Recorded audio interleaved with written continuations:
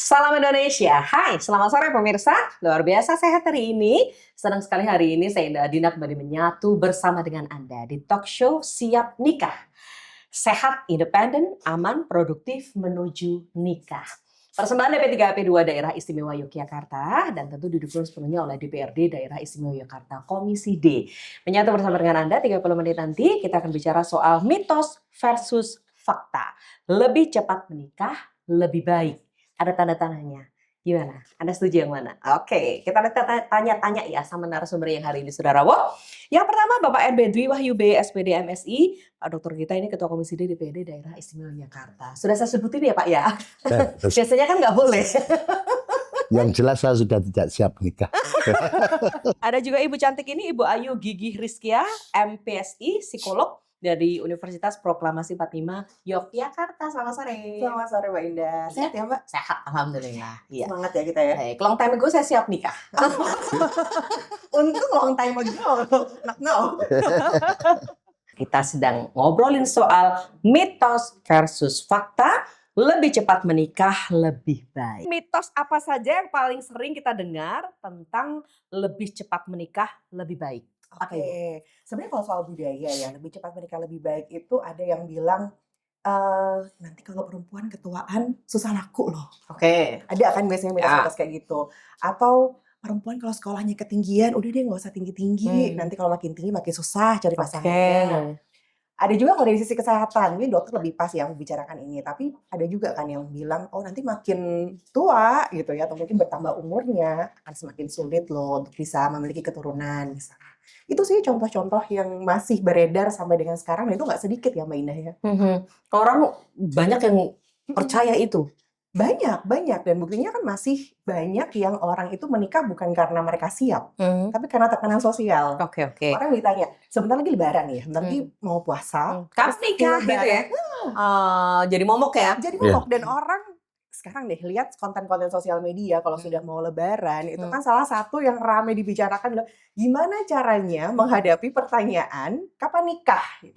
Dan nggak sedikit juga orang-orang yang akhirnya membuat konten, aduh aku nggak mau deh kumpul sama keluarga kalau bisa menghindari, demi sebenarnya menghindari pertanyaan itu. Berarti kan tekanan ya sebenarnya. Betul. Ya. Kesannya kita cuman nanya apa nikah, tapi itu buat orang itu bikin kepikiran. Oke. Nah itu sebetulnya dari mana ya asalnya mitos-mitos seperti itu gitu? Ya mungkin budaya ya Pak ya, budaya yang udah lama, udah kebiasaan. Jangan-jangan bukan budaya. Oh, bukan budaya. Bisa salah tafsir. Hmm. Bisa salah tafsir. Oke. Kalau dulu ada pokoknya cepat menikah gitu. Tapi diterjemahkan bahwa tidak mempertimbangkan tadi indikator tadi atau kesiapan tadi, kamu cepat menikah. Sebetulnya enggak itu.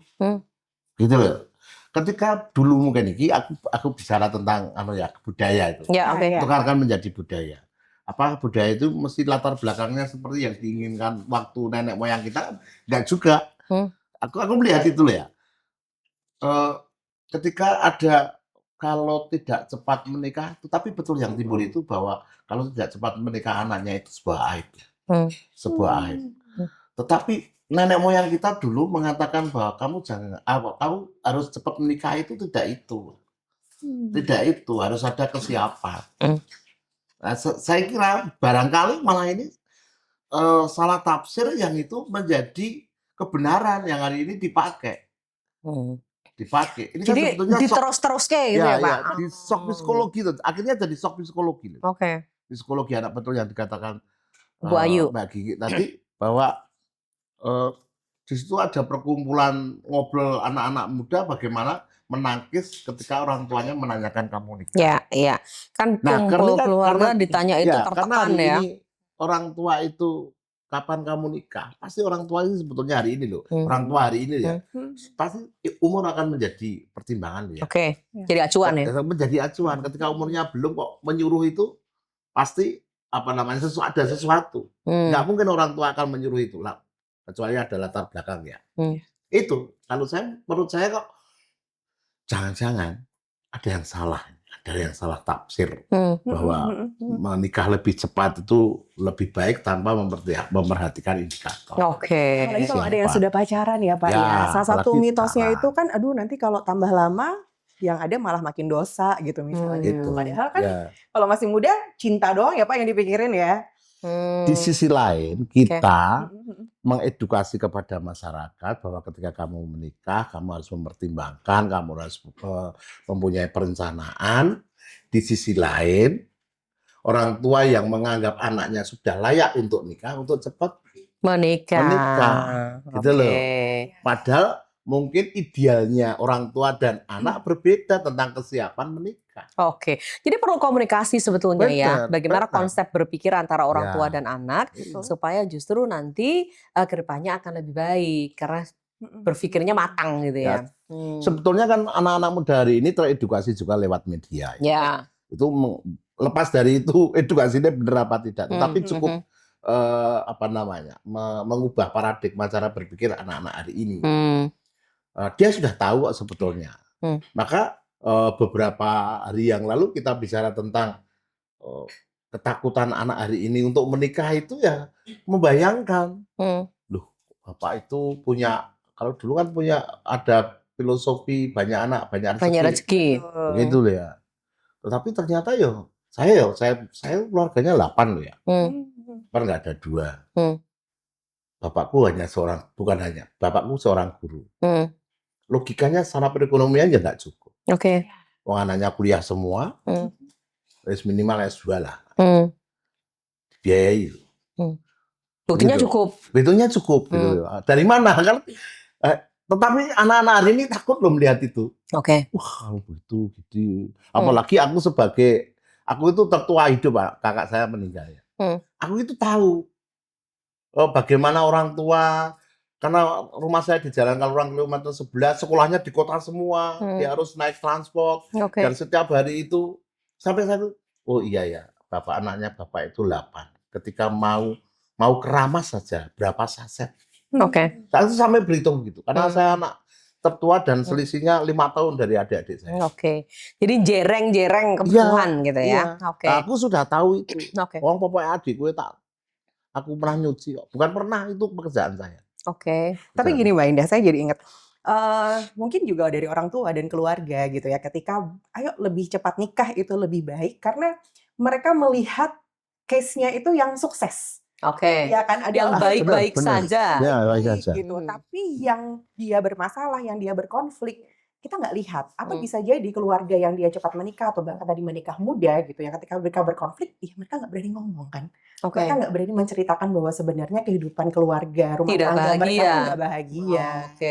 Sudah pernikahannya dianggap salah, lebih-lebih tidak bahagia, dia nggak berani cerita gitu. Tapi ini potensi konfliknya besar, Bu Ayu, kalau pernikahan di usia lebih muda atau dini gitu. Nah ini tergantung lagi ya, kembali ke kesiapan gitu. Jadi kalau kita berbicara usia itu kan sebenarnya kita nggak cuma usia kronologis ya. Usia kronologis kan usia kita sesuai dengan umur KTP gitu. kita. Betul sekali. Tapi ada mental age juga gitu ya, usia secara mental gitu. Apakah bisa ketika usia yang masih muda, kita kan sebenarnya kalau secara undang-undang 19 tahun ya Pak ya, 19 tahun sudah boleh menikah. Nah itu apakah mereka sudah siap? Kembali gitu, kalau memang mereka secara mental sudah siap, ya oke, nggak apa-apa gitu. Tapi kalau misalnya belum, kenapa sih akhirnya banyak konflik di sana? Nah ini tadi sebenarnya Pak Dokter ya lebih tepat ya. Tapi di psikologi sendiri kita itu ada satu mata kuliah, kita mempelajari biopsikologi, bagaimana struktur otak kita itu juga mempengaruhi emosi. Nah ternyata ada bagian dari otak kita itu yang memang baru berkembang ketika usia 20-21 tahun sampai dengan 25. Makanya sekarang kayaknya undang-undangnya revisi 21 tahun ya Pak ya? Ya, ada namanya kalau tidak salah ingat saya ya, prefrontal cortex, di mana itu tuh memang baru berkembang di usia 20-21 tahun. Dan itu tuh fungsinya untuk mengendalikan emosi, mengembangkan kecerdasan emosi kita, untuk membuat keputusan supaya lebih logis. Dan kalau itu dihubungkan sama teori psikologi yang lain gitu ya, ada satu tokoh namanya Erik Erikson. Beliau ini kan menceritakan tahap perkembangan manusia dari lahir sampai dengan usia lanjut. Nah, di usia sekitar 20 sampai dengan 35 atau sampai dengan 40 tahun itu memang lagi tahapan intimasi. Orang sudah mulai serius untuk membangun hubungan. Nah, keintiman ini tidak dengan hanya keluarga atau rumah tangga atau dengan orang lain, pasangan gitu ya, tapi keintiman ini juga dengan dalam hal karir. Makanya sebelum itu mereka itu kan lebih banyak kita ngelihat kenapa anak-anak remaja usia SMP, SMA, bahkan awal-awal kuliah itu masih galau, membuat keputusan masih berdasarkan emosi, Oke. pilih jurusan masih ikut teman gitu ya, terus nanti baru kerasa di tengah-tengah kuliah, aduh kayaknya saya salah jurusan ya, karena tadi ada otak yang berkembang kan di usia 20-21 tahun itu kan pas pertengahan mereka kuliah. Nah, ketika masa sebelum itu, kenapa akhirnya saya sudah cinta, mantap, saya mau melanjutkan hubungan sama dia, ya itu masih urusan mungkin ya yang dipikirkan, oh ya yang senang-senang aja, cinta, udah saya pasti akan bisa berkomitmen sama dia. Oke. Tapi setelah itu mungkin, ini kalau mereka misalnya nikah muda di 19 gitu, masuk ke umur 20, 21, bagian otak yang prefrontal cortex tadi itu Sudah terbentuk, berkembang. Dia mulai berkembang. mikir, kok kayaknya emang bener ya keputusan saya? Atau jangan-jangan kok saya bisa sih menerima orang red flags kayak gini ke hidup saya Oke. misalnya. Itu karena dia baru bisa berpikir lebih logis ya. Baru Usia sadar, seperti Pak. itu baru sadar. Tapi Oke. memang betul ya. Ya. Sebuah kedewasaan akan menentukan keputusan. Ya. Keputusan. Sehingga tapi kok saya ya betul ya, umur itu akan menentukan kalau perkembangan otak. Kalau dan dari sebagainya. perkembangan, Kalau betul. perkembangan otak, tetapi juga kedewasaan juga bisa disupport oleh sebuah pengalaman hidup Dan lingkungan ya Pak? dan lingkungan. Ya. Siapa dirimu ada lingkungan. Ya.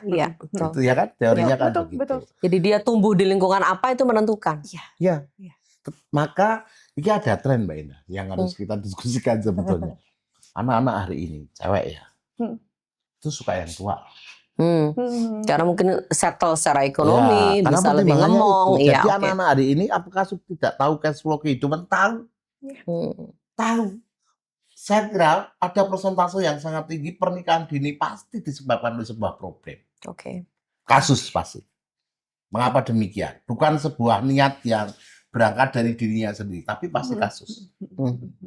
Karena ada data juga ada bahwa tren hari ini anak-anak itu suka yang tua, yang sudah dewasa, karena dia butuh tempat berlindung, Oke. yang ekonominya sudah cukup. Jadi Begitu. hidupnya merasa lebih Iya, sudah karena enak. Lebih karena nyaman dan anak-anak nyaman. perempuan hari ini sudah membayangkan perekonomian hari ini begini, ini kan zaman juga akan menentukan tren Oke. ya.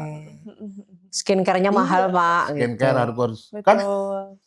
hari ini skincare kalau dulu mungkin itu sebuah kebutuhan yang sangat mewah Tersier ya, mewah ya. mewah begitu. Tapi hari ini sudah primer loh, kebutuhan wajib loh ya, termasuk HP loh. Ya kan? Ya, oke. Tahun 94 itu saya pakai HP itu orang lihat kok, dikira orang gila. Hari ini kan semua bisa pakai HP. Oke. Artinya keputusan juga zaman menentukan. Ya. Era itu akan menentukan. Seiring berkembangnya waktu ya, karena dinamisasi itu Maka terjadi.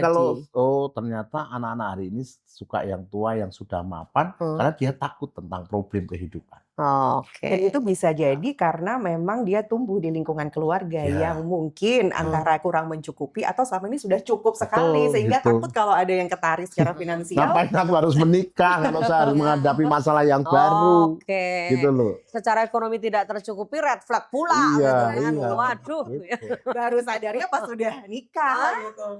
Oke, jadi ini memang sebuah Ya. pemikiran yang kemudian bisa kemudian dipertimbangkan oleh anak-anak zaman sekarang. Ya. Nah, kalau kaitannya dengan keterampilan psikologis, itu idealnya seperti apa ketika kita bicara soal pernikahan, Bu Ayu? Oke, wah ini ya kayak mau wawancara kerja. Orang bekerja juga butuh keterampilan psikologis. Oke, gitu ya. ya. Tapi salah satu yang mungkin kita harus punya itu adalah bagaimana kita berkomunikasi. Komunikasi dengan pasangan, bagaimana kita memahami. Komunikasi ini kan masuk empati juga di situ ya. Negosiasi juga perlu loh. Karena contoh ya misalnya dalam rumah tangga, ini kita karena sudah menikah semua ya. Pasti kan ada tipe orang yang kalau dia tidak bisa bernegosiasi. Misal nih, besok minggu kita liburan ke pantai yuk di Gunung Kidul gitu.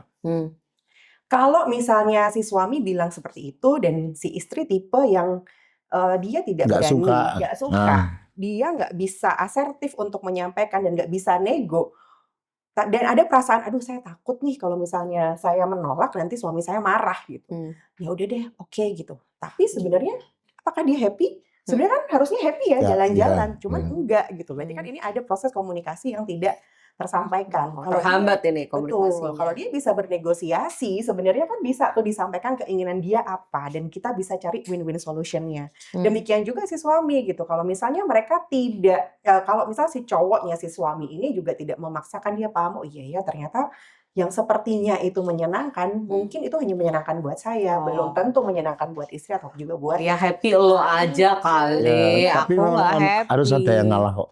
Apa yang dikatakan Oh, harus beliau ada itu yang aku ngalah. tersinggung kan. Karena aku Kenapa? mengalami itu. Karena Heeh. aku tuh kan sukanya kuliner, Oke. dolan, Ya. di nongkrong di mall. Heeh. Nah, mai bojo saya itu nggak suka. Oh, oke. Sukanya yang pasar tradisional. Gitu, dia Ini suka. ditonton istri ya Pak? Iya, itu Kita malah, sebut selamat sore Bu Dwi gitu. lalu pasti ada yang harus ngalah kok. Harus nggak ngalah. Betul. Wong saya waktu pengen mau makan grill misalnya gitu. Dia udah berpikir larang. Oh, Aku oke. kadang-kadang lemutung ini aku ra milih. Aku orang kudu ono sing ngalah. Iya. Oh, Tapi ini oke. anu ya, Betul, manajemen Iya, keluarga iya, itu iya, penting iya. kalau Betul. gitu. Tapi ini kan empiris ya, jadi kita Iya, ceritain gitu. walaupun ya sok Oke. dongkol tapi kudu ngalah. Sama kayak kita mau Oh. beli sesuatu juga kan ya Betul. Pak? Kalau dipaksa tadi betul. Pasti enggak Konflik akan konflik, terjadi. konflik. Enggak Oh. lagi suasana happy tapi terjadi konflik. Oh. Nah, ini masuk ke keterampilan keterampilan psikologis Iya. berikutnya ya, bagaimana memanajemen konflik, dan itu Iya. kan balik lagi ke basicnya komunikasi itu tadi kan. Oke. Dan pengelolaan emosi ya Pak. Pengelolaan Iya, emosi itu betul. menjadi satu hal yang Tidak semua orang itu punya kemampuan untuk mengelola emosinya. Betul. Bahkan untuk berkomunikasi aja kadang-kadang Iya. kan orang itu susah gitu. kesannya gampang ya. Nah, ternyata gimana caranya, tidak Bu Ayu? mudah gitu. Iya. Ya ini memang orang harus paham diri sendiri dulu sih. Saya tuh maunya apa, pengennya apa gitu. Nah, ini mungkin juga masuk ke dalam kesiapan menikah. Mau usia menikah di Berarti usia disitulah berapapun. kedewasaan menikah diuji. Betul ya. Betul, Betul, gitu. ya. Yang harus kita pahami adalah diri kita tuh sebenarnya kayak apa sih? Awareness ya, self awareness. Saya itu siapa, pengennya Gimana? apa, bahkan sampai kalau menikah tuh ke depan maunya kayak gimana gitu ya. Siapa tahu kalau visinya berbeda kan ini juga akan menjadi Nggak konflik. nyambung ya. Betul gitu. Jadi menikah nggak cuma cinta, nggak cuma sampai pada ini nanti pemberi nafkah siapa, kita mau bareng-bareng nabungnya gimana gitu ya. Bahkan mungkin yang perlu kita obrolin juga sampai urusan kita mau tinggal di mana, terus urusan dengan keluarga besar juga seperti apa. Oke. Usia muda itu kadang mikirnya ya udah yang penting cinta, tapi hubungan kita dengan keluarga besar kayak gimana. Iya. Padahal mungkin bisa jadi ketika sudah menikah ada tipe keluarga yang dia punya kebiasaan, oh kalau sudah nikah anakku itu juga harus memberikan sedikit rezekinya atau gajinya ditransfer untuk orang tuanya. Karena itu mungkin value-nya mereka, kebiasaan. Pasangan apakah setuju dengan itu? Nah itu kan sebenarnya harus dibicarakan juga sebelum pernikahan itu terjadi. Karena kalau enggak nanti yang ada, loh kok kamu transfer ke ibumu, tapi kalau uang jajan buat anakmu sedikit. Loh kamu kok bantu ponakanmu beli laptop, tapi anakmu sendiri aja laptopnya masih jadul misalnya. Itu kan potensi-potensi konflik yang sebenarnya itu harus bisa disepakati. Bagaimana kita juga berhubungan ya dengan keluarga besar dari masing-masing pasangannya. Oke. Itu terjadi betul. Iya. Ngeri itu. Potensi Karena konflik itu kan potensi gitu ya. konflik betul. Iya, betul. Maka harus terbuka.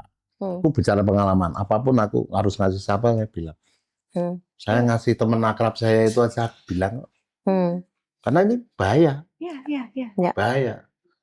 Aku untuk istri saya itu paling percaya keuangan saya. Tapi aku nggak pernah ganggu keuangan dia. Jadi saling tahu saja. Nah, bicara tentang ini tadi, pentingnya bahwa sebuah pernikahan harus berangkat dari sebuah kedewasaan. Dewasaan berpikir tadi. Walau enggak, ini awal dari sebuah perceraian. Perceraian nanti akan mengakibatkan generasi yang akan tercerai-berai juga. Dan akhirnya kembali kepada siapa? Ke eyangnya. Itu loh, ke eyangnya. Ya. Nah, hari ini katanya di DIY itu lansia itu kan mendominasi 61%. Iya. Iya kan? Betul. Betul. Ini menjadi problem kita problem tersendiri ya bagi kita ya. Setiap fase dalam kehidupan kita ini selalu nyambung. Jadi artinya kalau kita bicara soal pernikahan, bagaimana persiapan, segala sesuatu ya kaitannya dengan mental dan sebagainya, bahkan komunikasi tadi bersama dengan besoknya mau seperti apa, keluarganya mau seperti apa. Ini nggak tabu ya kita bicarakan ketika kita akan menikah. Enggak. Justru ini harus Daripada nanti jadi potensi, dan itu justru malah potensi konflik yang besar ya Pak ya. Iya. Itu sering terjadi kan. Nah tadi kembali ke pertanyaan. Jadi nggak usah bilang bahwa pacar saya ribet kayak gitu aja diomongin gitu. Dan sebenarnya kan sampai kita punya hutang apa enggak kan itu juga harus disampaikan. Karena kalau enggak nanti tiba-tiba nikah lah. Ternyata resepsi kita kemarin gampang dan bayarin bersama. Ya itu Oke. terjadi. Lagi ada kabar tuh soal Iya. viral ya, Iya. tahu-tahu Jangan-jangan nikah diskusi berapa kita bulan? orang lihat banyak perempuan takut nikah. Jangan dong. Nah, Iya, tadi oke. kembali ke pertanyaan bagaimana membuka komunikasi Iya. selain awareness, Iya. kita sebagai pasangan juga harus saling terbuka itu tadi. Karena Hmm. keterbukaan ini yang akhirnya membuat orang berani berkomunikasi. Oke. Karena kalau udah dijudge dulu, ya tadi kamu kok ribet banget sih gitu. Orang langsung nggak berani ngomong. Oke. Dan tadi saya melihat sih sebetulnya dari apa yang disampaikan Bu Ayu, ini harusnya hubungannya setara ya. Jadi jangan sampai pihak yang tadi tidak setuju tidak mau berkomunikasi, takut berkomunikasi karena sebetulnya dia tidak setara. Jangan-jangan nanti kita mau ada konflik, nanti tiba-tiba putus di tengah jalan di rumah tangga kita gitu ya. Ya, Ada pengalaman Mbak Dwi? Problem keluarga akan menjadi masalah di keluarga kita. Problem kan pernikahan itu tidak apa namanya pernikahan aku dan kau, gitu. Tetapi ada dua keluarga yang harus satu kata itu. Betul. Walaupun kita sebenarnya punya manajemen, maka ini awal dari ketakutan juga orang tidak mau menikah. Karena aku nggak mau kalau sama mertua. Oke. Saya gitu. Ya. Kalau aku nggak mau mertua, kamu harus punya rumah. Kalau kamu bilang pasti bertanya, kamu gajinya berapa? Bisa ngikuti harga properti hari ini enggak? Nah, ketakutan ini pasti akan mundur. Oke. Mundur. Dan Maaf kata. Terus bagaimana melampiaskan kebutuhan biologisnya? Ya tadi. Pasti melakukan hal-hal yang dengan hal yang tidak sesuai dengan norma kita. Oke. Itu terjadi. Baiklah. Bu Ayu kasih tahu kita ya. Jadi nilai apa yang seharusnya ditekankan kepada generasi muda terkait dengan pernikahan? Nilai ya, satu komitmen pasti ya. Oke, komitmen. Terus dalam membina rumah tangga. Dalam membina rumah tangga Oke. gitu. Yang tadi cinta aja nggak cukup, tapi kita juga harus mempersiapkan secara mental. Oke. Yang kedua mungkin tadi ini ya Pak, saya jadi malah tertarik dengan Pak Dwi yang tadi sampaikan gitu. Berarti kita harus punya apa ya, pemikiran yang terus bertumbuh gitu. Orang kalau bilang growth mindset gitu ibaratnya. Ya. Kalau kita takut menikah karena tadi ya, waduh ini kayaknya properti di Jogja aja udah semakin mahal, kayaknya nggak nuntut deh kalau misalnya kita aja ini sama-sama UMR misalnya. Tapi Iya. kita punya keinginan macam-macam, tapi kita juga nggak mau tinggal di tempat orang tua masing-masing gitu. Terus gimana? Nah ini keterbukaan ini tidak hanya dalam hal komunikasi, tapi kita mau berkembang sejauh mana gitu. Jadi oke, kita menerima pasangan kita apa adanya, jangan cuma adanya apa ya Pak ya. Ayo kita mau bertumbuh. Kalau kita memang pengen ada keinginan yang lebih besar, tapi misal tadi katakan UMR, bisa nggak nih masing-masing misal ada pekerjaan tambahan setelah itu. Kita harus mulai memikirkan misalnya bisa nggak ya kita bikin usaha. Sekarang kan zaman sekarang ibaratnya kerja dari rumah it's okay. Ya. Gitu. Termasuk pembagian peran juga. Nanti kalau misalnya mungkin di awal-awal menikah kita bisa nih sama-sama punya, kalau anak zaman sekarang bilangnya side hustle ya, ada pekerjaan sampingan. Tapi nanti kita kalau kamu sudah mulai hamil gitu, kayaknya nggak bisa deh gitu. Nanti biar aku aja gitu. Nanti hal-hal seperti ini yang harus mungkin dimiliki ya sebagai value tadi. Nggak hanya komitmen tapi pemikiran bukan pemikiran, mindset yang untuk lebih bertumbuh bersama ya, mau bertumbuh bersama. Nah sekarang kita ngobrol soal strategi komunikasi ya. Karena tadi kan komunikasinya penting gitu. Gimana Bu, secara ilmu Bu? Strategi komunikasi ya. Satu memang harus punya, balik lagi tadi, mindset terbuka terus dimiliki oleh masing-masing ya. Baik itu si suami ataupun istri. Jadi ketika memang kita menyampaikan sesuatu gitu, kita juga harus melihat dari sisi dia. Kenapa kok dia bisa menyampaikan hal itu? Yang kedua, empati ya. Tadi empati itu akan muncul. Jangan sampai ketika si pasangan lagi mau cerita terus dicuekin, atau mungkin karena sekarang ada handphone nih gampang banget ya Pak ya, handphone terjadi salah di dapur sama di kamar itu bisa WA kok. Oh iya benar.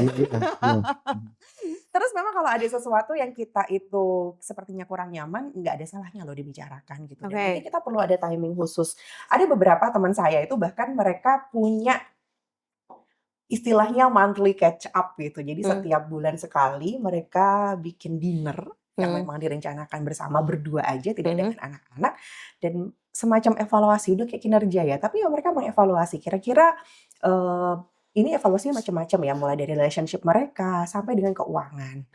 Kadang-kadang kita sudah merencanakan pengeluaran kita sekian, tapi ternyata ada yang bocor alus di mana yang kita nggak tahu. Gitu. Termasuk next kita plannya mau kayak gimana lagi gitu. Kita perlu usaha apa untuk bisa sampai ke sana gitu. Nah ini memang tidak harus bikin dinner, tapi intinya adalah bagaimana membangun komunikasi bisa lo kita punya timing khusus, punya waktu khusus yang kita dengan sengaja mau yang membicarakan tentang kita dan pasangan gitu, tentang kita berdua aja. Oke. Dan mau dibawa kemana hubungan kita gitu ya. Mau dinyanyiin Pak, mau dibawa kemana? Tapi ini butuh kelegaan hati ya Pak Dwi untuk bisa kemudian kan ini kan evaluasi ya. Orang tuh paling nggak suka kan kalau dievaluasi. Lagi dikritik ya. Iya betul. Iya. Maka kedewasaan harus setara. Iya. Kedewasaan harus setara. Ya. Nah, ketika kedewasaan harus setara, itu akan menentukan hasil diskusi yang setara. Betul. Teorinya kan begitu. Iya. Betul. Tetapi kalau tidak setara, Satu ngomong, sudah. satunya bisik gitu. Pasti tidak nyambung. Iya. Maka kedewasaan dalam pernikahan harus kedewasaan bersama-sama. Walaupun di sini punya talenta sendiri-sendiri, tetapi diskusi tentang kita mau kemana itu fondasinya adalah kedewasaan. Oke. Kalau enggak egois pasti akan muncul. Saya curious deh tanya sama Bu Ayu kan psikolog gitu ya. Laki-laki dan perempuan di usia yang sama itu lebih dewasa yang mana sebetulnya secara pemikiran? Nah ini menarik ya. Cuman saya justru malah melihatnya ini sebagai ada sisi budaya kita juga ya, ada kebiasaan.